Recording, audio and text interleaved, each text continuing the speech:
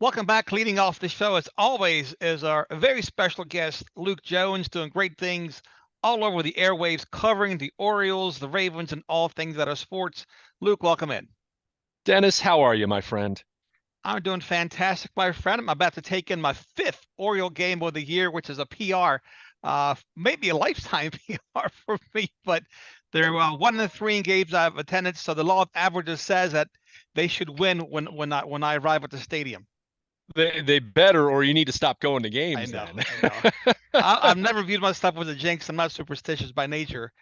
But this is such a fun squad to watch, and now they've called up Jordan Westberg to. I love the freshness of the team, whether it's Westberg or you talk about again still Grayson Rodriguez just doing better in the minors right now, and Jackson Holiday to the Futures All Star games. But it seems like there's something always going on with this club. No question about it. And as I wrote at BaltimorePositive.com, the landscape of players now coming up from the minor leagues, it's changed. A few years back, it was really the only thing fans had to look forward to was, okay, when's Adley Rutschman getting here? When's Gunnar Henderson getting here? When's Jordan Westberg, Grayson Rodriguez? Go down the list. And but because on a nightly basis, one, you didn't want to look at the standings because they looked really ugly. And the play on the field most of the time was pretty forgettable, save for a few guys here and there. So but the difference now, and we saw this with Jordan Westberg making his major league debut on Monday, was it's now a case of, yeah, there's still that interest, there's still that excitement, and there's always something special about a player making his major league debut. But the focus remained much more on beating the Cincinnati Reds and how's Jordan Westberg going to fit in and where's he going to play and who's going to play less with him arriving. So that's fun, and that's what's really exciting about this. You mentioned it. One, it keeps things fresh. Two, I think what's exciting about it is it reminds you that this team can still continue to get better and still improve and still has so many internal options with more upside, quite frankly. In the case of Westberg, we saw him play second base in his debut. Brandon Hyde has said he'll play some third base. I assume when he plays third, we'll probably see Gunnar Henderson move over to shortstop because we know he's capable of playing there as well. And it just gives you a little more upside. I mean, let's face it, Jordan Westberg has more upside than what a veteran player like Adam Frazier is at this point, where you kind of know what you're going to get. So that's really what it's all about. If you want to do this and sustain this for the long haul, if you want to be a playoff caliber or championship caliber club for the long haul, it's really, it's a different sport than football, but we talk about this all the time with the Ravens, with the draft, and the fact that you're not going to pay everyone. You want to have a consistent pipeline of young talent. First of all, you just always want to have more and more better players, but also you want to be in a position where you aren't forced to put yourself into a position where you're giving out bad contracts and players get more expensive, or a player you like but you don't love and you don't want to pay that specific individual, you'd rather pay someone else. Well, you say goodbye to that guy and then you have someone else in your system ready to replace them. So in the case of Westberg, we'll see how it plays out. Again, AAA success doesn't, never guarantee success in the major leagues, but my goodness, you look at what he had done at AAA Norfolk over the last couple of years. I mean, what, 35 extra base hits at Norfolk this year, put up big numbers with the Tides last year when he was promoted going back to last June. He had been in AAA for over a calendar year and put up huge numbers. So it really was a case, and Nestor and I talked about this quite a bit, where you just say, what more does the guy have to do to get a chance? So clearly he had to be patient, he had to be productive. And then on the flip side, and we've talked about it, the struggles of Adam Frazier in June, the struggles of Jorge Mateo since the first month of the season. So this was an opportunity where the Orioles looked at a young prospect. Even though Westberg's 24, so he's not that young as prospects go. But they're in a position now where a couple years ago, it was all about, is the guy ready? If he's ready, we'll bring him up to the majors. We have plenty of placeholders on the roster. We're a bad team, it doesn't matter anyway, and we'll give the guy a chance. Now it's much more a different conversation where you say, is Jordan Westberg better than the options, the incumbents that they have in Baltimore right now? And clearly, Mike Elias and the Orioles deemed that he was. And frankly, I would have argued that he probably was back in the offseason even. And that's why I personally wouldn't have signed Adam Frazier, but that's neither here nor there. And I don't make the decisions. But I think it is exciting though, because you just look at this thing and you continue to add young talent. We'll see Grayson Rodriguez back at some point, as you mentioned him a couple minutes ago. But it's exciting because you have a team that they hit 19 games over 500 with that win on Monday, and that's the best they've been in terms of games above 500 since 2014, which is the last time they made it to the ALCS. So, it speaks what kind of territory they're approaching, and they've already been in for a while now. And just adding some more young guys, to that mix, it just it makes things even more exciting than they've already been, which is saying something. Well, it makes them exciting. It's also very competitive within the ball club, whether it's inserting a veteran such as Cedric Mullins back into the lineup coming off of injury, or calling up Jordan Westberg. I do think now that playing time becomes a premium, and again, iron sharpens iron, and it'll force everyone on the roster to get better. It does. It really does. And keep in mind, Dennis, and this is where we have to remember, you being a football guy, and anyone thinking about it from that mindset, you play every day. It's a 162 game schedule. So you start to get into the dog days of summer. You want to give guys a little bit of a rest here and there, Sure. because it's going to keep everyone fresh down the stretch. I mean, that's what you want. So it creates more competition. It puts yourself in a position where you're not having to trot out Adam Frazier and Jorge Mateo every night, when really their play was not justifying both of them being in the lineup every day. And what that also does, it's not just the competition and the iron sharpens iron, but it makes your bench better then. One of those guys that was in the starting lineup is now coming off the bench. And, in the case of someone like Mateo, I mean, my goodness, the speed, as a late inning pinch runner, if you need to score a run, you need to steal a base. I mean, that's a heck of a weapon to have off the bench. In the case of Frazier, he hasn't been as consistent at the plate as you'd like, but he is a high contact hitter. So if you're in a position where you want to put a ball in play, move a runner over, a sacrifice fly, anything like that, there's an option off the bench there. So it just makes you that much better. It really does. And, you can rotate guys out. It's not as though Westberg's going to play every single game, although I think he's going to be out there most days. But it allows you to kind of rotate through your guys a little bit, and allows Brandon Hyde to get someone a breather every now and then, because I think that's just going to make everyone better. It's going to keep everyone healthier over the course of the season, and it just gives you more options. And in the case of Westberg, we saw him play second base. Hyde has said he'll play some third base. He played shortstop more than anywhere in the minors, so he's capable of playing there, even if he's not going to be your top defensive shortstop if you put him there. And this year he even has dabbled a little bit as a corner outfielder in the minors. Started a handful of games in right field and a couple in left field. So you have guys that can play multiple positions, and the Orioles, that's something that they've taken some pride in as far as with their player development. It just makes you even more flexible to rotate guys, move guys around a little bit. And it's just going to, it's something I think you have to have a fine balance with. You don't want to put someone in a position that they're not comfortable playing, of course. But if it's someone that can be solid at a spot and you can move some guys around, it just gives you so much more lineup flexibility for resting guys. And also, and we've seen this, and you mentioned Cedric Mullins, who just recently returned. Guys are going to get hurt. So if someone gets hurt, you can slide someone else into that spot. You don't have to necessarily call up a minor leaguer who's not ready to handle that position. So that positional versatility, that flexibility, you really like having that again. It's a long season. Guys need rest. Guys are going to be hurt or at least banged up from time to time and need a day here or there. So Westberg is certainly a piece. If he can hit and hit for power, even close to how he showed at AAA Norfolk, he'll be a really nice asset for this ball club, not just right now, but moving forward. Well, the other piece of this depth that they're building, to continue to build, Luke, is a guy like Adley Rutschman. I'd rather see him play first base later in his career earlier. So when they rest him, I really don't need to see him, batting DH. I like to give him a true rest day. That way he can relax his body completely and get ready for the next game. Yeah, I think that's kind of that's been a sticking point for them, and I completely understand, because and Brandon Hyde's been asked about this, and the reality is there are very few catchers in baseball, Dennis, where you're looking at them and they're hitting second in the order, third in the order. Most catchers are a little more defensive minded, and whatever offense you get is great.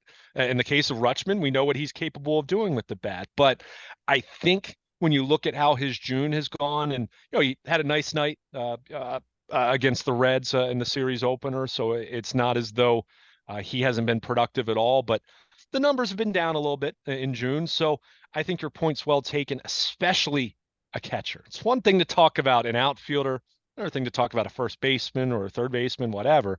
But a catcher, that is such a physically demanding position day in and day out, especially at this point in the year where it's getting hot. You might have some off days here and there, but you'll have those stretches where you don't have very many at all. And I think while I'm fine with him DHing sometimes when he's not catching, I think you're absolutely right. And I think that's been reflected in how they've used him here of late a little bit more, where they're trying to get him a few more full days off here and there. The final game of the weekend series against Seattle, he didn't play. They still won, mind you. So it's not as though you're doomed if you don't have him. Mm-hmm. But as a catcher, especially as the year goes on, you've got to give him some full days off here and there. So it's fine with him. I'm fine with him DHing some of those games where he doesn't catch, but I think you definitely need to give him some time off. But that goes back to what we were just saying. You want to lengthen your lineup, so to speak, then. If Jordan Westberg, who is probably going to bat towards the bottom of the order, at least here early on, he batted 7th in his debut. If he can give you some more run production for that bottom third of the order, then you can stand to not have Rutschman in there every single time that he's not going to catch. So, I don't think you're going to see him stop being a DH when he's not catching entirely, but you definitely need to give him some days off here and there. And again, that goes back to having quality reserves, having a quality lineup 1 through 9, and not being afraid to say, hey, we'll sit you down for a day and we're still going to get enough production out of the rest of these guys. Well, I also like how Brandon Hyde moves guys up and down the lineup. You look at the guy like Cedric Mullins, in a 6th spot, and you're like, okay, why is he there? But you know what? I like that versatility. I like having some strength at the bottom of the order, some speed, etc. So I do like all the things he's doing. And then you have a guy like Colton Cowser. I mean, at what point we're going to see him? I'm guessing at some point this season, barring if it's an injury to a player or he just forces his way onto that major league roster. Yeah, I mean, to answer your first question, when you see Mullins lower in the order, typically that means they're going up against a left-handed starter, and they're just trying to optimize their right-handed hitting lineup. So that's where you'll see someone like Austin Hayes leading off in those cases. Otherwise, Mullins going to be in the leadoff spot because he gets on base. He was probably their most valuable player at the time of his groin injury, which was Memorial Day. So it was great to see him back so soon. First of all, I'd be remiss if I didn't mention everything I had heard about his rehab. Kind of led me to think that he was probably not going to be back until closer to the All-Star game. And then before you know it, he's starting a rehab assignment. So that ended up being about the best case scenario. 3.5 weeks he missed. When you looked at what that injury was, knowing a groin injury, how debilitating that could be for anyone, let alone a high speed guy like Mullins, that was probably about as good as you could expect it to go for the Orioles or hope for it to go in terms of a return. But you just look at where they are right now, as you mentioned, Colton Cowser, outfield. When Cedric Mullins comes back, well, who was his replacement these last 3.5 weeks? It was Aaron Hicks. Aaron Hicks has done such a good job for the Orioles and looking like 2018 New York Yankees Aaron Hicks that you're not just going to sit him down. You're certainly not going to jettison him from the roster. So as far as I'm concerned, Aaron Hicks right now, and again, he goes 3 for his next 30, then we're having a different conversation. But right now, I'm guessing Aaron Hicks, his presence and his production and how pleasantly surprising he has been with his renaissance since being released by the Yankees and coming to Baltimore, that's probably thrown a little hiccup into the Colton Cowser plans. I still fully, like you, I expect to see Cowser later this summer, and it could be as simple as one injury away and suddenly he's here. But in the case of Hicks, I think because he plays such good defense in addition to what he's done with the bat, I think you're going to see what the Orioles have done a little bit more here recently with, okay, Mullins is back in center. There's no question there, right? No controversy there. But I think Hicks moves to right field then. And I think you see Anthony Santander DH a little more or play a little bit of first base like we saw him play against a left-handed starter this week. So I think, again, everything we're talking about here, let's be very clear. These are good problems to have. When you have too many good players, so to speak, and not enough spots. That's Yeah. a great problem to have. I mean, Sign me up. Yeah. Where'd I yeah, get that deal? exactly. But in the case of Cowser, who has again, like Westberg, although he hasn't been at AAA as long, he's done everything you could possibly expect to warrant getting a call up, getting a promotion to the majors. But right now, I mean, Austin Hayes has been the Orioles' best player probably. So, he's leading the American League in hitting, so you're not going to sit him down. You have Cedric Mullins, who, as I said at the time of his injury in late May, was probably the most valuable player on the team. And now, I mean, not just Santander potentially playing right field, although he can DH and play first base as well, but you have Aaron Hicks in the mix, who has been really, really good. So in the case of Cowser, yeah, you're kind of seeing how this is going to play out. Now, to be clear, do I think Aaron Hicks is going to keep this up for the rest of the year? I'm guessing probably not, given the fact that he's 33 years old. But for now, I'm letting it ride. For now, I'm saying to Aaron Hicks, play yourself out of the lineup. You're going to start every day until you show you shouldn't be starting every day. And if it gets to that point, then Colton Cowser's a phone call away. So again, this kind of organizational depth, these types of players in your minor league system. Keep in mind, we're a little over a month away from the trade deadline. That's something to consider here. If you want to go get a starting pitcher, if you want to go get another stud reliever to put into your bullpen to go with Batista and Cano, if you want to get another bat at another position per se, you've got to give something up to get something. So whether that's a player on the major league roster and you promote from within, or if that's someone that's in your farm system that you're going to trade away, that's another factor that we're going to consider here. But long story short, I fully expect, unless he's being traded, which I'm not, it'd have to be a really special kind of deal for me to do that for a player like Cowser. Unless barring a deal like that, barring a trade, something unforeseen, we'll see him at some point here later this summer because I think he's the kind of player that can absolutely help them down the stretch and potentially be a difference maker for him. Luke, speaking of pitching, it's held up relatively well. Guys like Kramer and Bradish and Wells, I mean, they're okay. They're not. They're holding it together, I guess is the best way that I can put it. Yeah, I think especially, I mean, you look at what Dean Kramer did on Saturday against Seattle. Bradish was really good on Sunday. He gave up the home run, didn't give up another hit after the second inning. And for me, there was a moment in that game, and I touched on this a little bit in talking with Nestor about the Orioles, recapping the series win over the Mariners. But 2 outs in the seventh, Bradish issues a walk. It was a 3-2 game at that point. So he puts the tying run on base, puts the go-ahead run at the plate. So many different times, almost like clockwork, you expect Brandon Hyde to come out of the dugout and take him out. They had, I believe, Danny Coulombe and I think Yennier Cano was warming up at that point in time. So they had double barrel action in the Orioles bullpen. Bradish had just thrown his 100th pitch, so he was nearing the end of the line there. But they left him in, and he got the final out of the inning. And that allowed them to, one, he gets through 7 innings, and I think that's a nice growing experience, learning experience for a young pitcher who's still trying to find his way at the major league level. Although certainly, Kyle Bradish had success late last year, and we've seen him get on a roll here recently. But that was a heartening moment to me for Brandon Hyde to show a little more trust in one of his starting pitchers and say, hey, you walked a guy. Yeah, that's not ideal. We don't want to put the tying run on base, but they haven't done anything against you since the second inning. Finish this inning. And that was going to be his last batter. And he would have gone to probably Cano if the next batter had reached. But I think for me, that was just an encouraging moment because as much as you talk about the pitching holding up overall, though, certainly we can debate middle relief. And, I think ideally you'd like to add another standout reliever to the mix if the right deal's out there for them to make a move like that. But we've said it for a while now.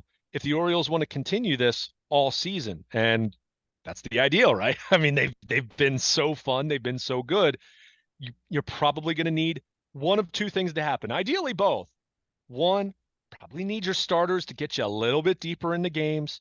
And two, you need a couple guys to emerge from middle relief so you're not putting quite as much pressure on Cano and Batista at the end of games. And Sunday, we got both of those things. Bradish finishes the 7th inning. Hyde gives him an opportunity to finish the 7th inning. And then in the 8th inning, and granted, it was the bottom of the Seattle order and a couple left-handed bats were due up. That would have been a spot where you would have expected them to just go to Cano, and he was available. In fact, he was even warming up in the bullpen. But instead, Hyde went with Danny Coulombe, who has pitched really well. And you kind of look at him as a lefty, and left-handed relievers, the big question you're always asking is, how do they do against right-handed hitting? They'll get the lefty batters, but how do they do against right-handed bats?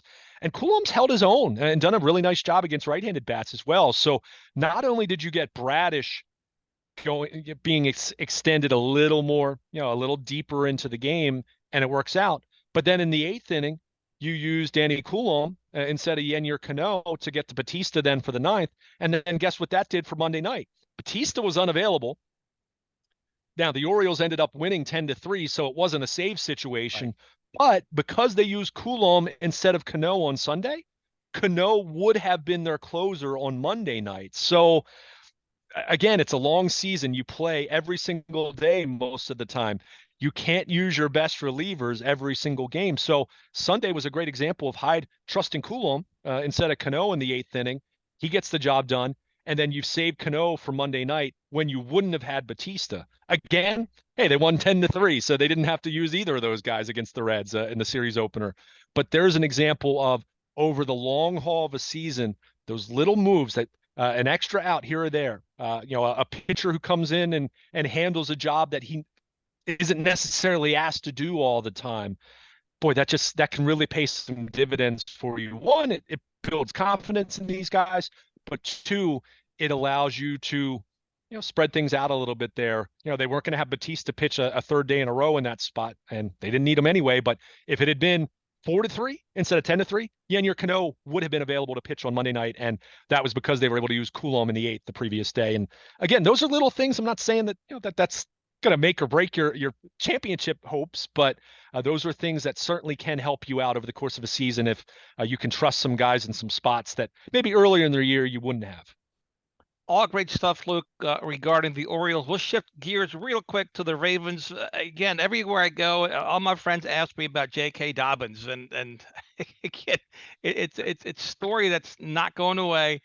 But the 2024 free agent running back class, I looked this up the other day. Saquon Barkley, Austin Eckler, Jonathan Taylor, Derrick Henry, Joe Mixon, Josh Jacobs, DeAndre Swift. Are you kidding me? And you have to interject J.K. Dobbins in that group. So no wonder. I mean, I don't know if he realizes that all these guys are going to be free agents just as he will in 2024. I mean, he's up against a rock and a hard place is the best way that I can explain it. Yeah. And the reality is, of all the names you just mentioned, Dennis, I venture to guess that you'll see maybe 2 of those guys get a really good contract, like a good, really good to great contract. And the rest will kind of be, I don't want to say fighting for scraps, because that would be a little extreme with some of the names that you just mentioned, but they're going to be really probably unhappy with what the market is for them. The money's coming down. It's not going up. It's descending for running backs, right? Where other positions, it's ascending. It's the only position in the NFL that's descending. Even place kickers are getting more money. Commercially speaking, they're getting raises, whereas running backs now they're getting less money, which I don't know if that's ever happened in the National Football League. Yeah, and it's one of those cases where you still look at the top of the running back market and say, okay, I mean, there's still some good contracts to be had, but for me, it's what's the second tier look like? What's the third tier? Like what's the so-called middle class look like for running backs? And that's where I think it's really cratered big time, to the point where sometimes there are really competent, capable running backs getting 2-year deals for $4 million or something like that. So, yeah, I mean, it's just, and we'll continue to talk about it. And look, we have a month until training camp, or a little less than a month till training camp. So we're going to be talking about, and there's not a whole lot going on. So it's just one of the questions you're going to ponder, and we'll see what Dobbins does at the beginning of camp. Does he take a similar approach at the beginning of training camp that he did with minicamp? Look, I wouldn't have advised him to do what he did in minicamp. In the big picture, do I think it's a big deal? Not really. But the big picture is the issue at hand here, which is Are you going to get paid? I mean, you need to have a monster season that involves not just big time production, but you got to stay on the field. If J.K. Dobbins, I'm not saying he has to play all 17 games, but you better be at 15 or 16 at the very least. You better be available for the postseason. If he does that and he has a great season where he averages well over 5 yards per carry, and there's no reason to think he can't do that because he's done that whenever he's been healthy. Been closer to 6 yards per carry actually, as far as what he's done in a smaller sample size. But he's got to go out and do it. He wants to be paid on potential at a position where very few guys get paid for potential. In fact, what you actually find, Dennis, is, and this is where teams run into problems, teams actually end up paying foolishly for surplus value that they got on a rookie contract with a running back. Think about it. I mean, how many guys get paid, like Zeke Elliott as a perfect example, where he was phenomenal in his first few years with the Cowboys. Dallas gives him all this money. And then all that surplus value the Cowboys got out of Zeke during his rookie contract, they just handed right back to him. So Dobbins is kind of the opposite here, where he hasn't been as productive in terms of cumulative production because he hasn't been on the field as much. So if you're another team looking at that and you say, look, JK, we think you have some potential, but if you're the Ravens, if you're Eric DeCosta, if you're being very blunt, if we're talking about some truth serum here, you're saying, JK, you've got to play 17 games. You've got to be on the field. Look, we empathize that you had a really bad knee injury 2 years ago that cost you all of 21. And we understand you had to get your knee cleaned up halfway through 22. And yeah, that did make you look more effective when you returned. But that was a really bad knee injury you had. And, oh, yeah, you also carried the ball quite a bit at Ohio State, that we have to consider that as well. So that's not to say that we're not interested in extending you, but our price right now compared to what you're asking, and I'm speculating on that. I don't know what his asking price is, and I don't know what the Ravens have offered, but we're just reading the tea leaves here. They're not even in the same ballpark, right? I mean, how could they be, quite frankly? So it comes back to what? Dobbins has to go out there and have a great season. And if he does that, someone will pay him. Now, it may not be top of market. It may not be what he's wanting right now, but someone will pay him. And I guarantee it would be more than what the Ravens are offering at this point in time. So if you're him, go out there and have a great season on a team on an offense that should cater to his skill set very nicely. I don't know if he's necessarily going to be a bell cow in the way that they still have Gus Edwards and, you still have Lamar Jackson, who's still going to run the ball, at least some, maybe not as much as in the past, but he's still going to run the ball and they're going to throw the ball more. So it doesn't mean he's going to get 25 carries a game, but he should be very involved as a runner. I think a big key, and I know you've talked about this, is I think if you can untap some potential for him as a receiver out of the backfield, that will improve how he looks to potential suitors as well. So it's this simple. The deal that you want right now, and the Ravens are the only team that can give it to you at this point, barring a trade, is not there for you. So you have, you can continue to potentially pout or hold in, make business decisions. And look, there's a line of thinking for some of that. I don't blame him per se for skipping OTAs. They're voluntary, and he's a guy in a contract year. He'd hardly be the first, but at some point in time, you got to go out there and have a great season and go produce and stay on the field and be the kind of high tier, upper tier back that you have flashed the potential to be, but injuries have derailed you from getting there. So Dobbins goes out there and has a great year. Someone is going to pay him. It may not be top of the market, but he'll get a nice contract because he is still a young player, a guy that was young coming out of Ohio State. So he's just got to do that. It's that simple. And we'll continue to talk about it because, this is the time of year that you're going to focus on stories like that because there's no training camp practices, let alone games. So, but I think the proof will be at the start of training camp. Is he on the field for the first day of training camp? If he's not, then this story becomes even more interesting. But I think, again, it's very simple. Go out there, have a great year, and you'll get paid whether it's the Ravens or one of the 31 other teams. Well, I think he's a very good back, as is Gus Edwards, Luke. But I think teams have to be cautious when they analyze Ravens running backs because they look better in this offense because of the threat of Lamar Jackson keeping the ball on those RPOs, right? So they may gain a half a step advantage over the defense because on those RPOs, the defense has to make sure that Lamar Jackson isn't keeping the ball. So I think that's the other thing that the teams factor in when they analyze whether it's J.K. Dobbins or Gus Edwards or anybody else playing running back for the Baltimore Ravens. No question about it. I think that's absolutely a colossal point to make. I will say in response to that, and I'll actually stick up for J.K. Dobbins a little bit here. Look at how he produced, however, at the end of the season where Lamar Jackson was sidelined, and look at the numbers he put up. So if you're Dobbins, if you're his agent, that's what you would say in reply to that. What you said, and I completely agree with you, Dennis. I think that's not to diminish Lamar, J.K. Dobbins. I'm a huge fan of his. I think he's great. It's 11. Yeah, it's 11 on 11 football. We talk about that, Yeah. right? Typically football, when you talk about a more conventional, if it's Joe Burrow, even, Patrick Mahomes isn't much of a run threat. You'll see him take off, but it's not as though you're ever going to do design quarterback runs with quarterbacks like that. So, the Ravens, we've talked about it from the moment that Lamar Jackson took over, it forces the defense to play 11 on 11. So it just, it makes things that much more difficult and that much easier for anyone else carrying the football. And that also makes things easier for the offensive line too. It's not just the running backs. So yeah, that's part of it. And I think that's where things will be really interesting to see how Dobbins does, how Edwards does, any of the running backs do in Todd Monken's offense. Because I'd also throw out there, for as much as we just, people want to beat up on Greg Roman, everything was Greg Roman's fault. Say what you want about his passing schemes and the lack of success there or the lack of long-term consistency there.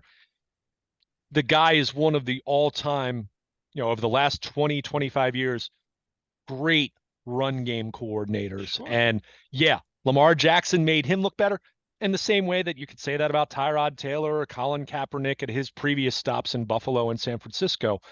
But at the same time, I can also remember vividly, and this is not a prediction. I'm just throwing out some food for thought here.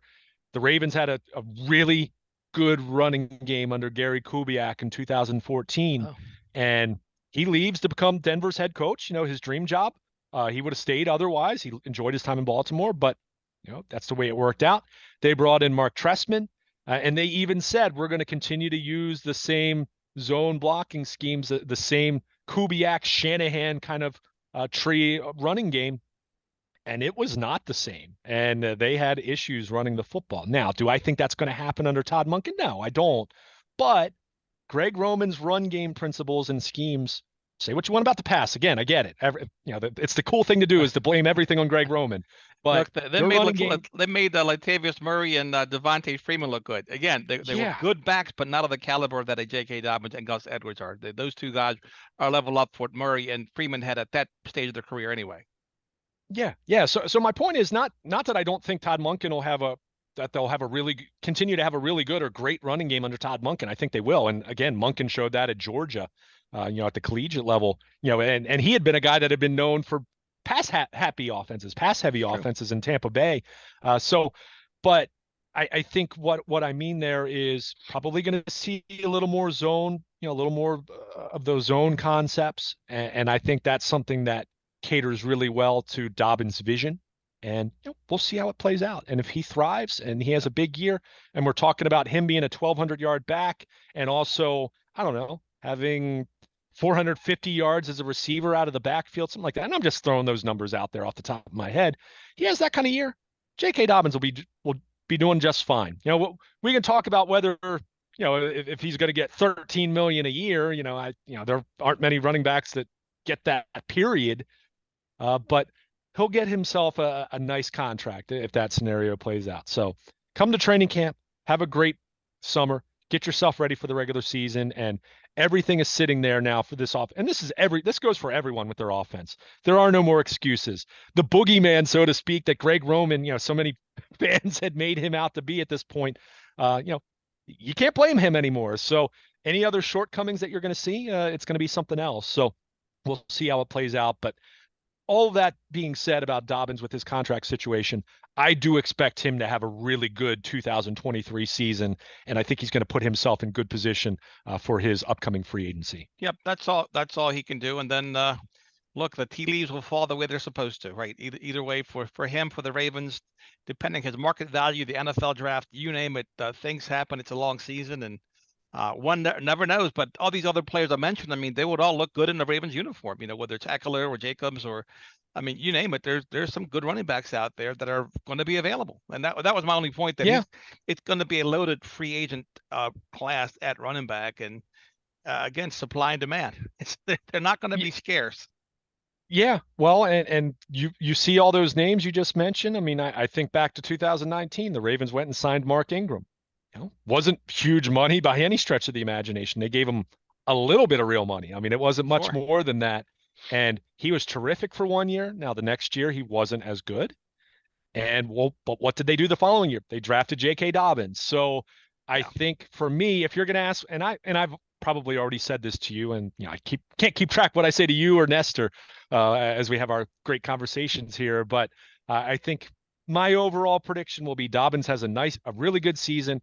I think he will go elsewhere. He'll be outside the Ravens price range because let's face it, Ravens have a $52 million quarterback. You need to be selective with the deals that you give out elsewhere. I mean, that's just the reality. I think you'll see them sign someone else among the Sure. many names that you just mentioned, and then they will go to the draft, not the first round, but they'll go to the draft then and draft a young running back, and they'll kind of repeat what they did with Mark Ingram and J.K. Dobbins a few years back. That's kind of how you have to play it out.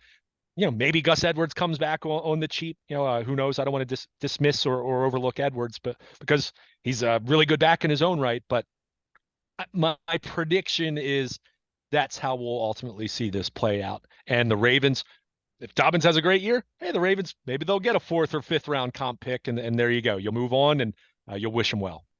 And the draft that Dobbins came out, Luke, I think it's been well documented by the Ravens and analysts alike that J.K. Dobbins, I mean, he was on their draft board, but not, what was he, the 55th pick of the second round. I mean, they drafted him because they saw a ton of value there. So Yeah. I do think the scenario you just laid out will play out as well. They'll have running backs just like any other position on the board. And if they think a first round talent's there in late second round, they'll pick them up, or third round, or whatever the case may be. But I'm with you. I was surprised they didn't take one this year. But Yeah. they're, like you said, you got a big contract tied up with your quarterback, and they've got to be strategic in who they sign and for how much. Yeah. I mean, it doesn't mean you don't sign anyone. It just means, yeah, you do need to be a little more selective about that. I mean, think about it. You see Bill Belichick when and this is yeah. What Belichick talking about Matt Judon? Yeah, I did see that. But I thought it was a good article because he said that look, you can't keep everybody. He said the Ravens would have loved to kept Matt Judon. I would have loved to kept several guys that he named, but I think he made a good point that you just can't keep everyone. And I think he was praising Judon because this was one free agent signing that worked out. In sharp contrast to, who was it? Adelius Thomas many years ago, playing linebacker position. That didn't work out quite the same way. Yeah, I mean it's just the truth. You can't pay everyone, and when you have a quarterback who is taking up, roughly a quarter, it's a little less than that. I think, and obviously the cap will continue to go up. So, this isn't an excuse or to say that the Ravens won't sign anyone moving forward. Of course, that's not the case. But you do need to be more selective because you have someone who, think about a quarterback's average annual value compared to even a top flight corner, which is 20 million. I mean, 20 million compared to 52 million on an AAV standpoint. That's a less than half. So I mean, it really is. You have to be judicious about it, and that's why I've said the same thing about Patrick Queen. I think Patrick Queen's going to go out and have a really nice season next to Roquan Smith, and then he's going to get paid elsewhere, and the Ravens might get a 4th round comp pick out of it, and if they do, great, and then they'll hand the reins to Trenton Simpson next to Roquan Smith. I mean, that's just how this works. I mean, it's the way in the salary cap era. Let me clarify.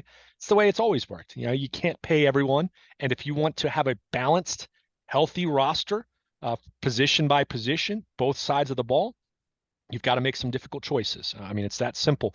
Because anytime you talk about this, yeah, if the Ravens really want to, if they absolutely want to, if they are hell bent on doing it, yeah, they can go re-sign J.K. Dobbins. But then, what opportunity cost is there? What do you lose out on? What can't you do at another position that you'd like to do? So, that's just the way it works, and we'll see how it plays out. But that's the reality of being back. In the Super Bowl, Joe Flacco was making a lot of money, was taking up a lot of the cap. Again, it's not an excuse for the organization, but it is a reminder that you need to make smart decisions. And no, you're not going to be able to keep everyone. Luke, my last comment to you is about Eric DaCosta. He's done a very good job in not having a lot of dead cap money, which is something that bit Ozzie Newsome, particularly later on during his tenure. I remember the Ladarius Webb contract didn't work out because of injuries to Webb.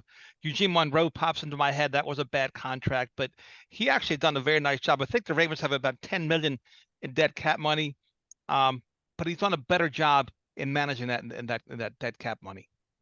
Yeah. I mean, and I would say a couple years ago he did have some. I mean, the Earl Thomas situation left them with quite bad. a bit of Yeah, with some dead money. I mean, they've had some. I mean, Tavon Young, that deal didn't work out.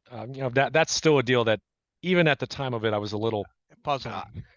They were trying to project what Tavon Young was going to be as a healthy player, but he just couldn't stay on the field, and that just anyway. Is he still playing, Luke? I mean, there's a name I completely forgot about Tavon. I gotta look him up. Right, I know what he had signed with the Bears, I believe it was last offseason, but I don't know what his injury was. I want to say he landed on IR, and I don't think he played last year. So I'm guessing he is a free agent right now without having looked. But I don't say this. I'm not saying this to disagree. You're right. He's a 29 years old. He's a free agent. You're spot on. Yeah. I mean, just the injuries, and it's really a shame because he's a guy who looked so good as a rookie kid, and and even came back from the first ACL injury and had a really nice season after that. But I don't say this. I didn't bring those players up to dispute your point, but no one's going to bat 1,000. And I mean, and this kind of goes back to what I was just saying about Dobbins, and needing to be selective. I mean, let's face it. Think back to the last time the Ravens extended a running back and gave a running back big money. It didn't work out well with Ray Rice. And look, I'm even putting aside the off-field, the domestic, dispute with his then fiance and future wife.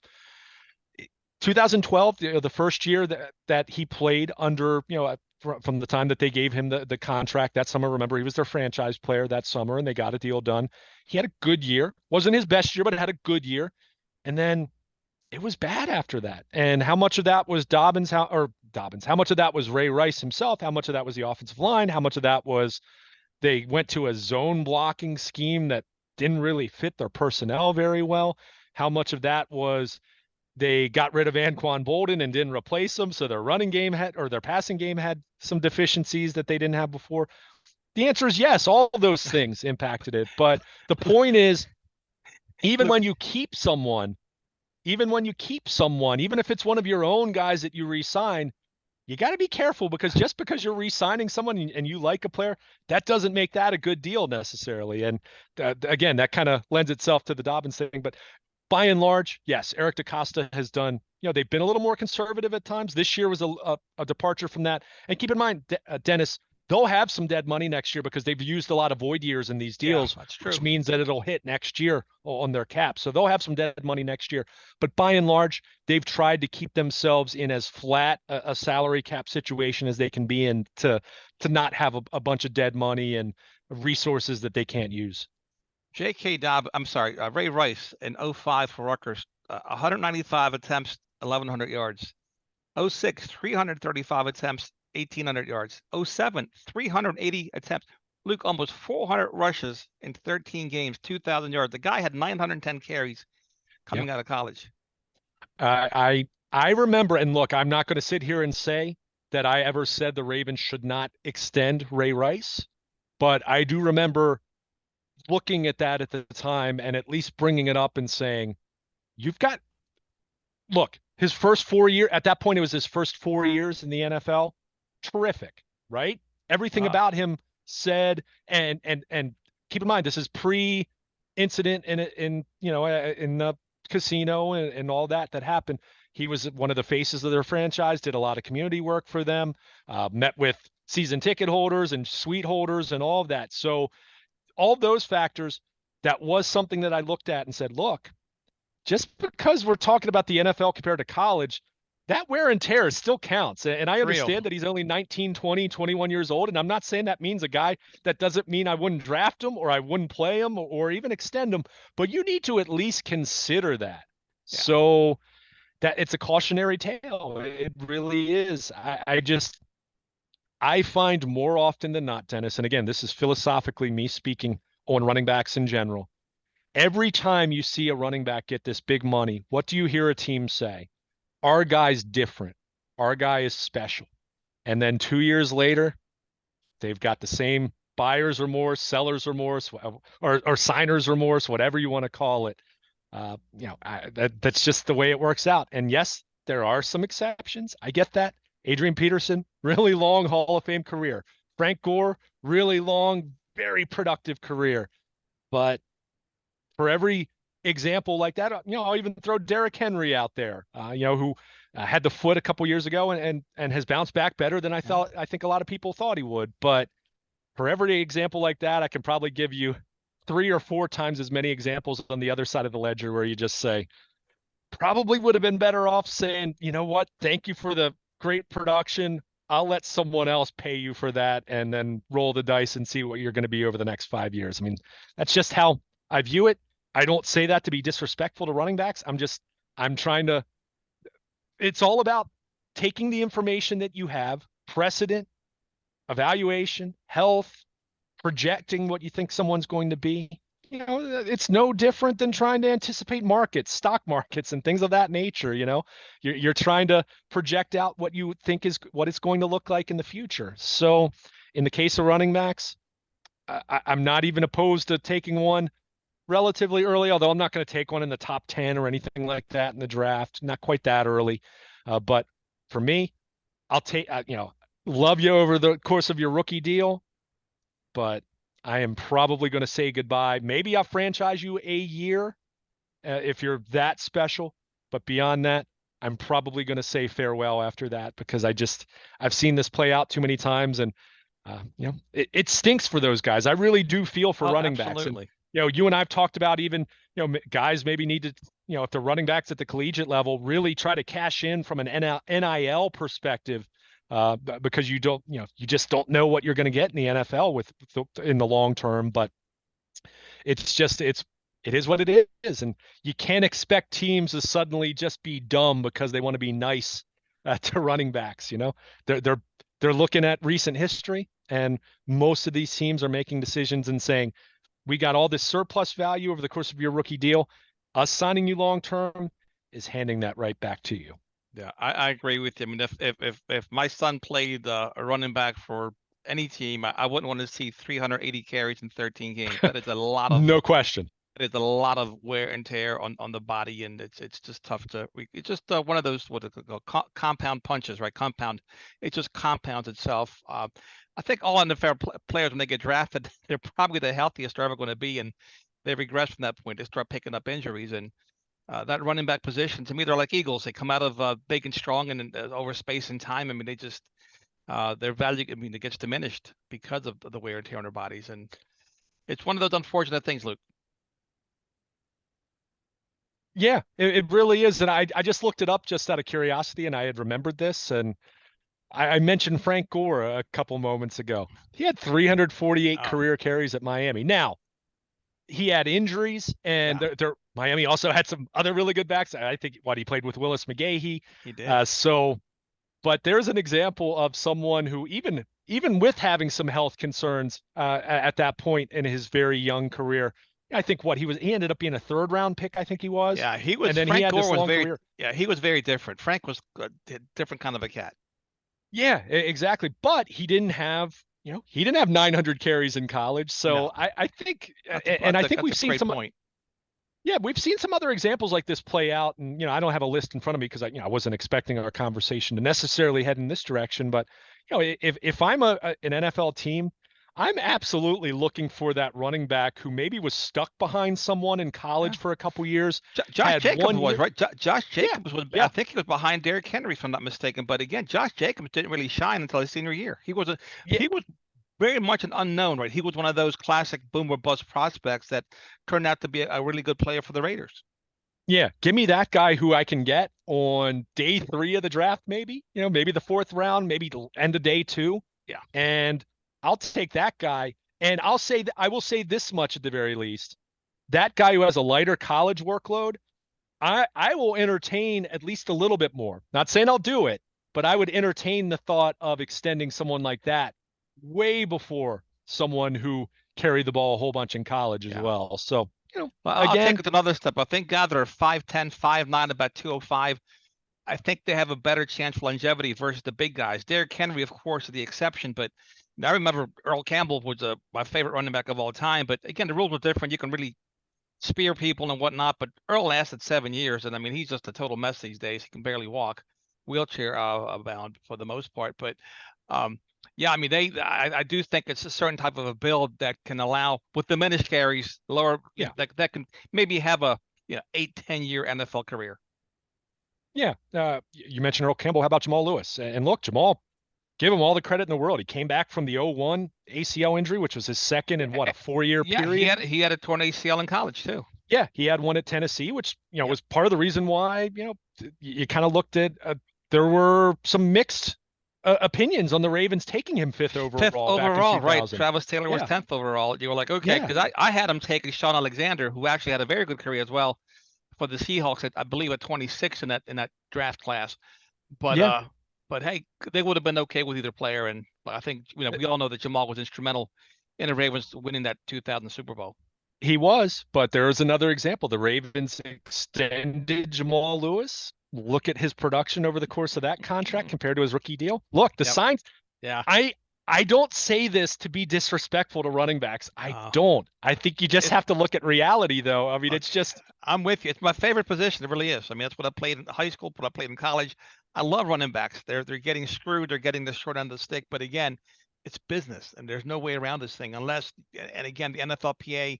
I don't know when the next CBA comes up, but that's the time to address it and maybe get these guys. Look, maybe you hold the rights for 3 years versus 5 in the first round, which is crazy. I yeah, mean, it really is. But yeah, they got to do something different, pay scale, paying for production over the first 3 or 4 years of their career. But that's when they're at their best. They really are. I mean, after the rookie year, they figure things out. It's an instinctive position.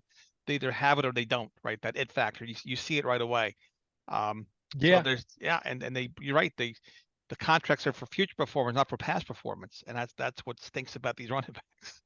Well, and I think what's tough for them, but everything you said just has merit. I think that's absolutely something that, in a vacuum, you would like to hope would be considered, or at least fought for by the NFLPA. But the reality is, Dennis, and we saw this with the 2011 CBA, where the rookie contracts pay scale went way down. Why? Because the NFLPA wanted to take care of veteran players a little bit more.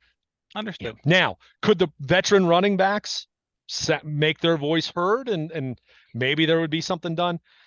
I think it's a really tough problem from their perspective, and I don't know if there's an easy solution that's going to appease the running backs, the rest of the NFLPA teams. I just think it's one of those deals where I think it's tough, and it's going to be fascinating. And you've mentioned it, talking about fathers telling their sons not to be running backs in college, go play another position. Yeah. It's going to be funny.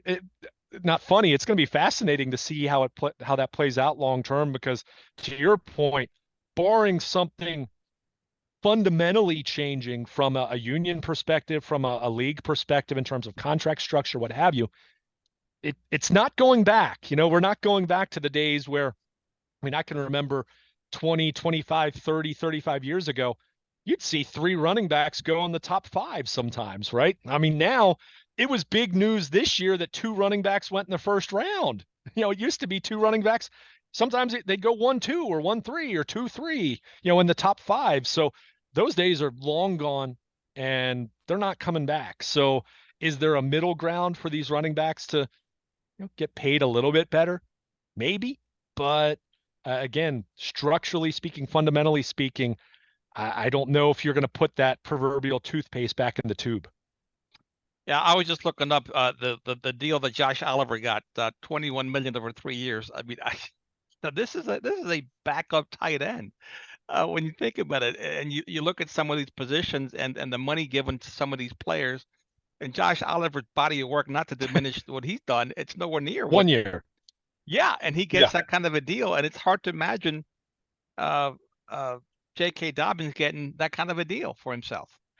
Yeah. Now, I will say this. I like Josh Oliver a lot as a blocking tight end this past year. I would not have given him that deal. Clearly, the Ravens had no interest in giving him a deal like that. So, but yeah, it's fascinating. And again, bringing it back to the Ravens as we'll wrap up, this specific topic, it's going to be interesting to see how it plays out. But, if I'm the Ravens, I'd be playing it exactly as they are, where it's just like, we like you, JK. We do. But no, we love you. Been on the field. But you're right. Let's see what you got, and we'll talk after the season. But we're not going to talk before the season. We expect you to show up. That's the company line. Or in the case of what's actually happened, they've talked. It's just what the assumed numbers are not even close, which you'd kind of expect, right? At this point, the Ravens would be looking for a player with such question marks. They'd be looking for a very team-friendly deal. And if you're Dobbins, why the heck would you sign a team-friendly deal when you've been hurt the last couple of years? Go out and have a fully healthy season and go make bank then next March. But you know what? Even if there weren't any question marks, even if he had been healthy, there's still X amount of dollars a team's going to tie up in that position. That's the sad truth. Maybe a little bit more, but I don't think it's in the whole big scheme of things. I don't think it moves the needle a whole lot. I just don't. Yep. Totally agree with you. All right, Luke, I appreciate you. Please tell our listeners, of course, I appreciate your time as always. Please tell our listeners where they can find you on Baltimore Positive, WNST, 1570 AM, your social media presence, your blog, and everything else that you do. Absolutely. I encourage everyone to follow us on Twitter at WNST. You can follow me personally at Baltimore Luke, whether I'm at the ballpark or whether in just a few weeks, we're less than a month away, be in Owings Mills for the start of training camp. Check out my blog at BaltimorePositive.com, sponsored by Coons Ford of Baltimore. The latest on the Ravens, the latest on the Orioles. I'm taking a little bit of downtime here over the next couple of weeks, so you won't see me on there quite as often, but certainly we'll be back after that, counting down to Ravens training camp, Orioles as we get to the closer and closer to the All-Star break, and they continue to be one of the best teams in baseball. So plenty of coverage from Camden Yards and Owings Mills. You want to be on the WNST Baltimore Positive Text Service, sponsored by Coons Ford of Baltimore. If you are, you got the news that the Orioles were promoting Jordan Westberg to the major leagues. You got the news that the Orioles had activated Cedric Mullins from the IL over the weekend. You'll get the news if the Ravens sign someone like, I don't know, a Justin Houston or a veteran cornerback that could still be out there.